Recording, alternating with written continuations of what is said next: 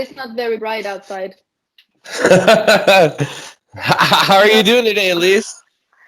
I'm doing good. I went to a radio station this morning and just came back a few hours ago, drinking coffee, relaxing. Is that how you handle doing so much press every day? Yes, yes, coffee is my savior. Yeah, me too. I drink probably 7 mochas a week, so I'm just mocha, mocha, mocha. I love coffee too much. So first of all, Elise, I want to say I'm a massive fan. So when Nuclear Blast got a hold of me and said I was going to be interviewing you, I freaked out because I've been listening. Really? Oh yeah, no. So the first song I ever heard from you was the Nexus, and it was a while ago, and I remember I heard this song, and it was something like I've never heard before because you had three different styles of vocals that Yeah. literally I almost felt like it changed up the genre of the song three different times in the song, but then everybody brought it all back together at the very end, and it was just like it was beautiful. I've never seen anything like it, and of course you're a massive performer, and I enjoy your charisma and your confidence up there. So I'm very honored to Thanks. talk to you today. Thank you. That was a very nice start. Yeah. So before we get into your new album Manifest, I like to ask a couple questions of how to get to know my guests because Okay. there's a lot of fans out there that they want to know the origins or little stories here and there that you might not normally get in a normal interview. Sure. Yes, that's fun. So my first question I like to ask is like, how did you get inspired to get into music? Was it like you had some family that already did it before when you were little? Did you get inspired in school? Did you get inspired by a best friend? What started this whole Yeah. journey for you when you were younger? It was actually my family. My mother used to sing all the time. My grandmother was a singer as well, and she was Okay. actually touring together with my grandfather, who I never met, unfortunately, but he was a jazz guitarist. And my grandmother was on tour with him singing, and then my mom came and she been doing singing, but she got her first kid when she was 18, so she put the career on the shelf, so to speak, and then she got two other kids, me and my sister, and all her three children has been doing music. So I think it's her fault, everything. That's And of amazing. course, of course, also when we were, because me and my sister we sang together, like harmonies and stuff. And then my brother started metal bands, so I went very early on concerts. So that's also why I'm in the metal scene.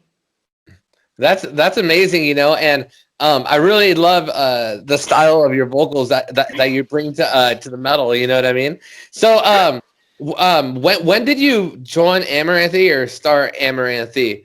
And Amaranth. also, what is it? Amaranth. Amaranth. Sorry, But you I can say apologize. Amaranthe or Amarante. It doesn't matter. All So right, Amaranth.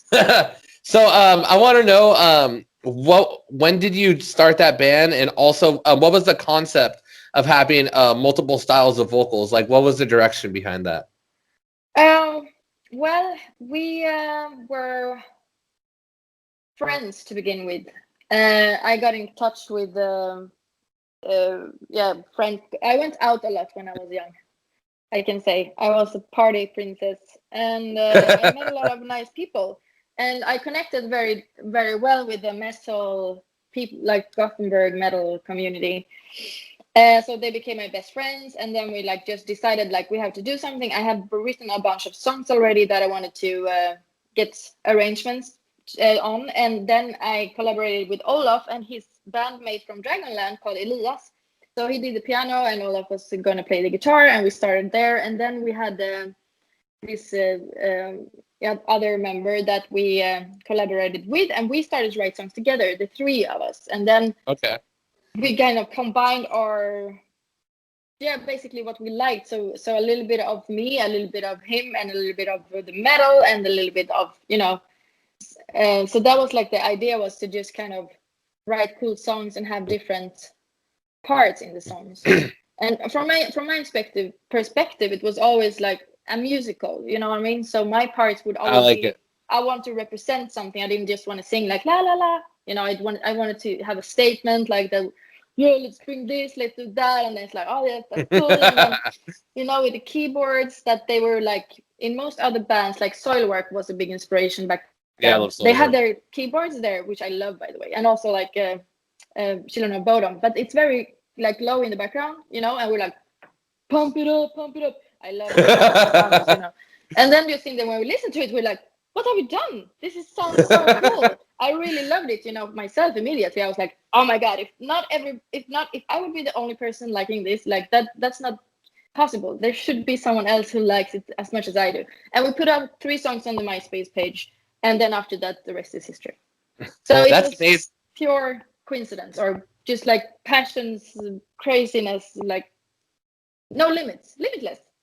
No, I love it. I think when you have no limits, you can be as creative as possible, and the amount of music that you put out, just you know, you never get stagnant. So when when you guys are writing like the lyrics and the vocals, do you guys always just prepare for 2 to 3 vocal styles just to come in like you were saying, kind of like a play? How does this how does the songwriting process go? Mm-hmm. Yeah, well, really interesting. But like you just mentioned with the thing, like when we did our music, we didn't have a plan, if you know what I mean. We didn't have a record label like, oh yeah, we want to sign you guys, so please make something good out of it. You know, it's like, I think that's very important for people being creative. Just like do what you like, and that's when you can probably create something unique instead of thinking what would someone else want me to do. You know, just a side advice for someone who might watch this. But anyways, yeah, it was like to make it as dramatic as possible, probably. Like usually it depends on each song also. If you want to start out a little bit with a bang, or if you want to start out a little bit more mysterious, depending on the theme of the song, that decides what singer should sing what part. And it's super fun to play around with, I have to say. That's amazing. So, how long has Amaranthe been around? Like, how long have you been doing this? Like, how old were 2000, you? How old were you when you started? Sorry, go ahead. Oh, well, 2008, but I don't remember how old I was 2008. That's 12 years ago, right? Yeah. 12 years ago. Yeah. I was 22 then, I think. Did It's you? from my 22. That's awesome. So, did you always know as a little kid, or did you always know when you were in Amaranth that you were going to get to this level with the band? Was that always kind of a plan, or was it just let's just express ourselves and see where it goes? Yeah. Well, I've decided already I wanted to be an artist. That was my main goal, and I went on professional education for it even. So my profession on paper is artist, and I'm educated in musical and hard rock and pop. So I always knew I wanted to do either I would be a musical artist for a few years. I always loved to write my own songs, so my biggest dream was to get a record deal and put out my own music. And my co-workers or co-creators they had already their own bands, so they had already record deals, so they like achieved that goal already. So when we started this, it was more an creative process for fun. And then, like I said, we put it out, and we got a lot of recognition. Like it spread a lot, and then the record labels and managers and stuff, they contacted us and wanted to sign us, and that's why we decided to go with this concept. So it was like a gift from above almost, because otherwise I would have probably done something else. Yeah, no, I think that's absolutely amazing. So, being an Amaranth and the band just getting all the attention it's getting, your band has a huge fan base.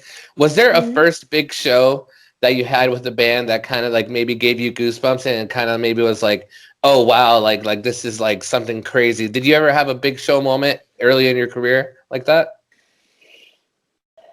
Well, yes, we played at the Metal Town in Gothenburg.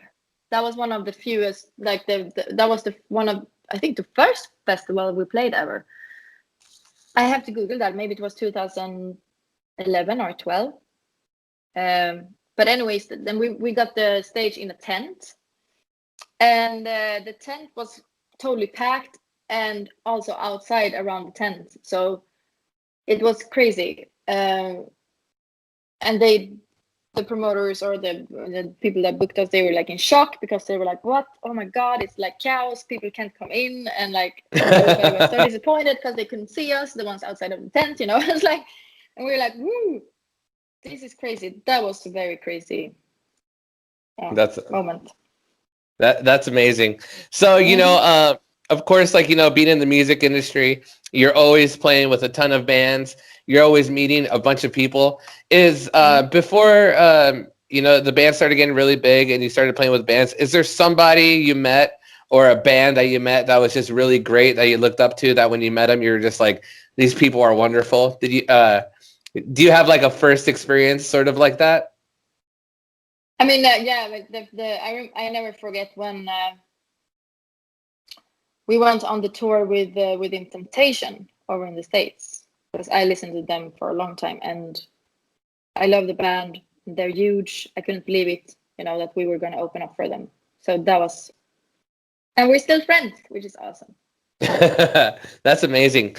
So one of the things I like to ask artists too is like, you have such an amazing voice and such projection. How do you take care of yourself when you go on tour and play all these festivals without tiring yourself out? Is it something that you had to build up to and learn when you started doing festivals, or did you always know how to take care of your voice? Oh yeah, I always knew that. It was part of my education, so to speak. Like I said, I started already very young to practice, and I already learned like what I can handle and what I can't, and so it was just, and also because I worked 2 years in a cabaret show, and we played 5 or sometimes 6 shows a week for 2 years. So that was actually a harder job than to go on tour and play festivals.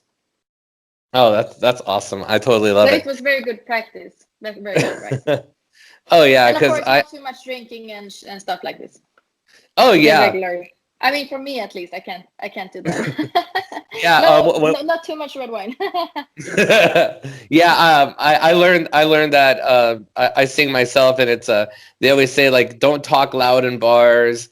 Oh yeah. That's also one thing. When you talk, that's more slitsamt. How do you say it? Yeah, it warms out the voice more than if you sing it, because you use your technique. But when you talk loud in bars, you're like,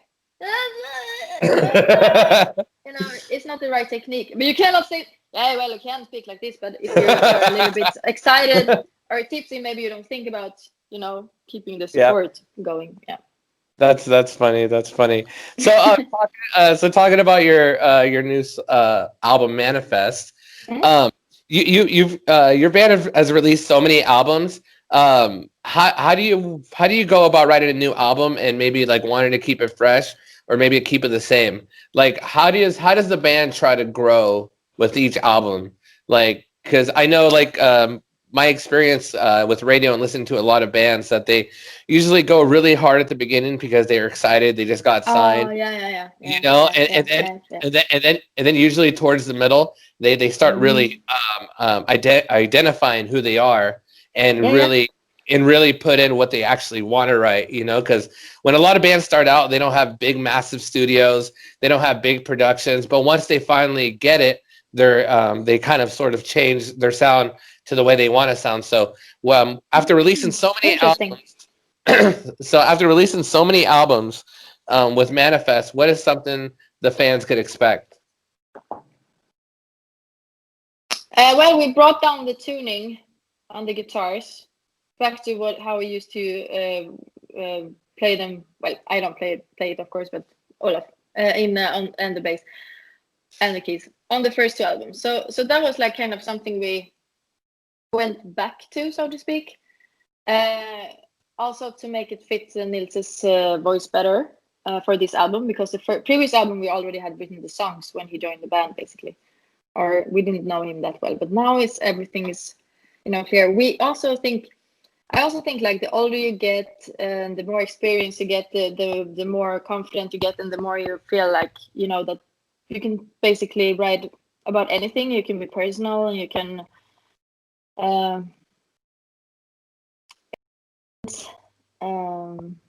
bring in like new elements that you haven't used in the past. And this is one thing that we think about for each album, is to bring in something new.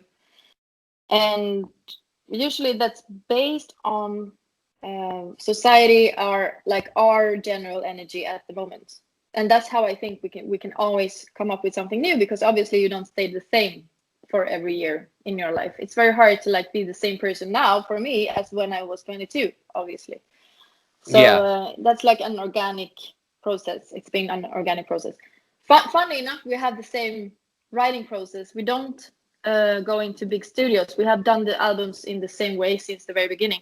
Oh, because great. we don't really dare to change that, because we have a good vibe when we are in our home environment, because there we can talk about anything. We don't feel any pressure.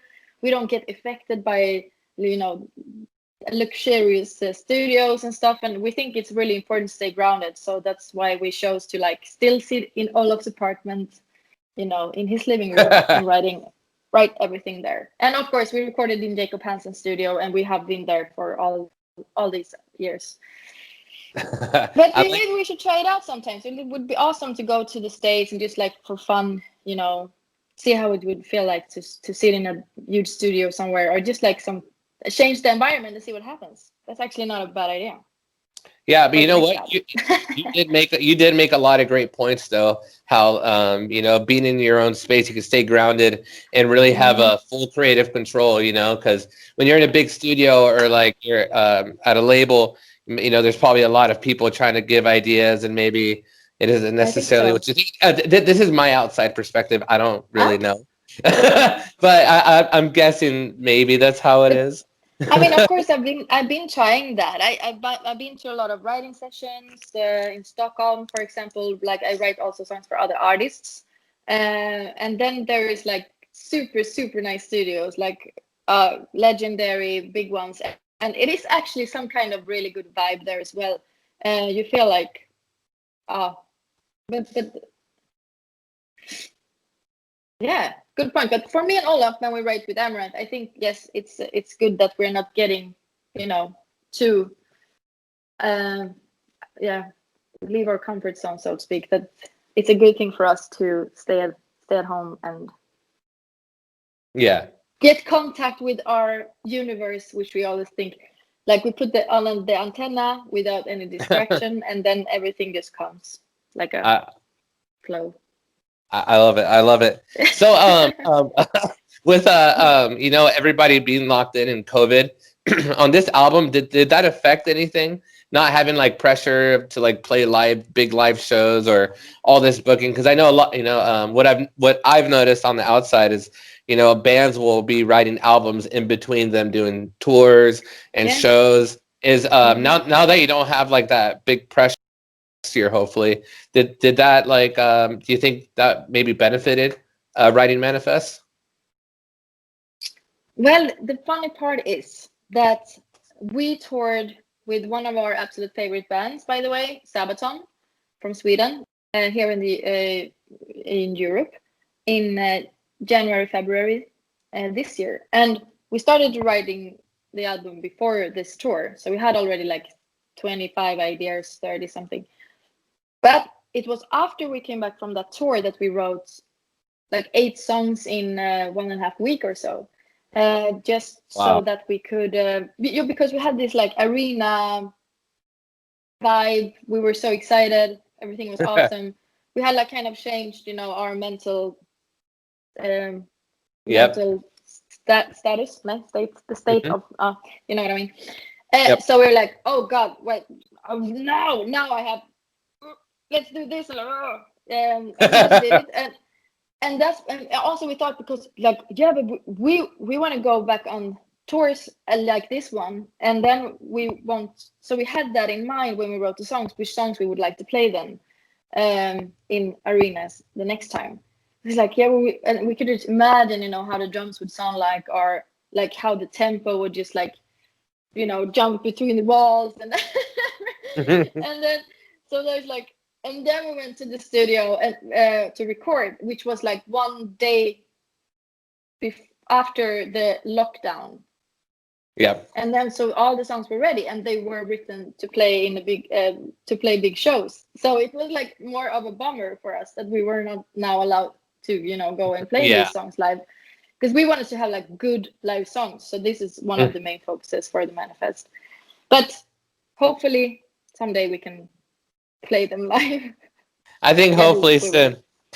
So Elize, I had a great time talking to you. We're gonna get to the second part of the interview. It's gonna go really fast. You're gonna have about a minute or less to answer these 6 questions. Are you ready? Wait, coffee. Okay. Okay, I'm ready.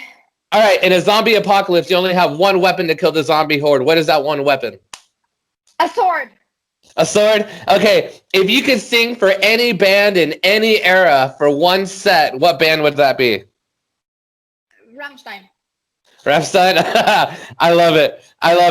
What is one food that you think is absolutely disgusting?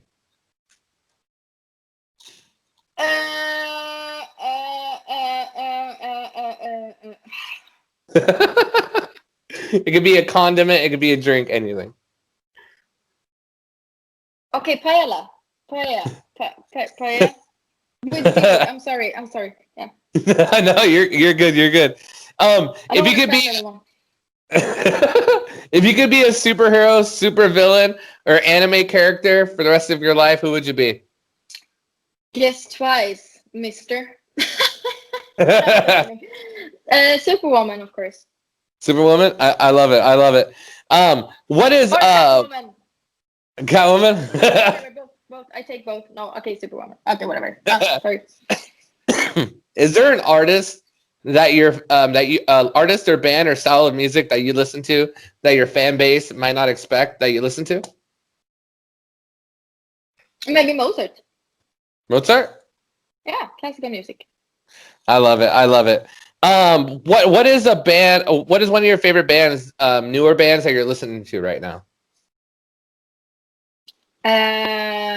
I'm gonna promote, so I say Dynasty.